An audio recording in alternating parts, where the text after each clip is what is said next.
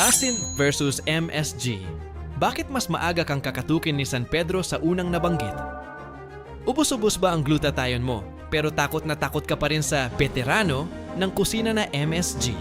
Akala mo ba kapag kumain ka ng may bitsin, bigla ka na lang makakalbo o kaya hihinto ang pagtibok ng puso mo habang ang paborito mong maalat na chichirya ay itinuturing mong healthy lifestyle? Bago mo itapon ang vetsinyo at tuluyang masira ang panlasa mo, pindutin mo muna yung subscribe at ilike ang video na to dahil ngayon, hihimayin natin kung bakit mas may tsansa ka pang iligtas ng MSG kaysa sa banal mong asin. Para sa kaalaman ng lahat, hindi ito gawa sa laboratorio ng isang baliw na scientist na gustong lasunin ang mundo.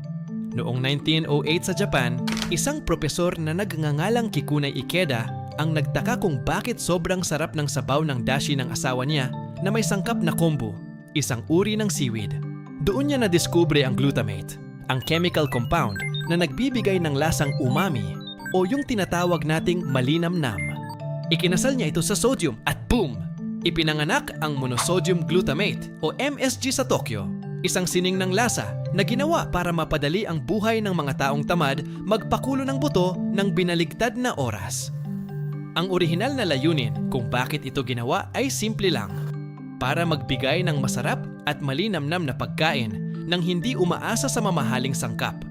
Sa modernong panahon, ito ang ultimate cheat code para sa masustansyang pagkain na walang lasa, tulad ng mga gulay na ayaw kainin ng mga bata. Pero pagdating sa Pilipinas, usapang hypertension capital tayo, 'di ba? Dito sa atin, normal na almusal ang tuyo, tanghalian ng bagoong, at hapunan ng noodles. Tapos magtataka tayo kung bakit ang daming may high blood at kidney failure. Ang hindi alam ng marami, ang asin ay punong-puno ng sodium na siyang sumisira sa mga ugat natin. Sa kabilang banda, ang MSG ay may mas mababang sodium content kumpara sa regular na asin. Ibig sabihin, nakukuha mo ang sarap ng hindi mo kailangang isacrifice ang presyo ng dugo mo. Pero dahil sa fake news, mas pinipili pa ng Pinoy na magkamay sa bagong kaysa maglagay ng isang kurut na vetsin. Ngayong panahon ng Gen Z at Millennials, uso ang aesthetic at healthy living. Pero grabe naman kung mag-order ng kape na 6 ang pump ng syrup.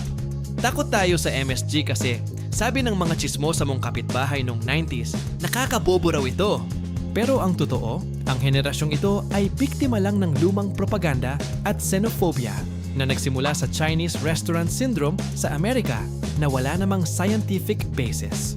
Mas tanggap pa ng modernong henerasyon ang uminom ng milk tea araw-araw kaysa aminin na ang kinatatakutan nilang MSG ay natural na matatagpuan din naman sa mga paborito nilang kamatis, keso at mushrooms.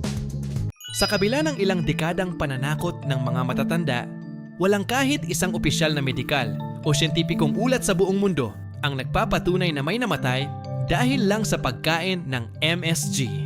Ang totoo, ang mga kilalang ahensya tulad ng US Food and Drug Administration, FDA, at World Health Organization, WHO, ay matagal nang nanaliksik dito at idineklara ang MSG bilang Generally Recognized as Safe, GRAS, at ito'y ligtas kainin.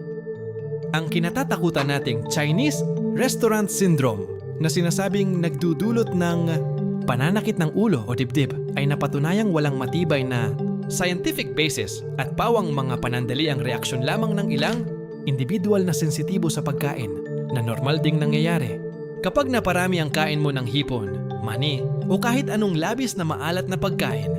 Kaya kung may aatakihin man sa puso pagkatapos kumain, malamang na dahil yun sa taas ng presyon mo sa kakahabol sa chismis at hindi dahil sa isang kurot ng vetsin sa ulam mo. Kaya ang konklusyon natin, ang kaaway mo ay hindi ang MSG. Ang totoong kaaway mo ay ang kawalan mo ng moderation at ang hilig mo sa kung ano-anong chismis sa TikTok. Mas healthy ang MSG dahil binabawasan nito ang kailangan mong sodium para sumarap ang ulam mo. Sa susunod na magluluto ka, huwag kang matakot magbudbud ng kaunting umami. Mas mabuti ng malinamnam ang ulam kaysa naman nagpapakabanal ka sa asin pero dahan-dahan ka namang dinadala sa dialysis center. Tandaan, lahat ng sobra ay masama, maliban sa pag-follow sa channel na to. Hanggang sa muli, iwasan ang fake news at kain tayo!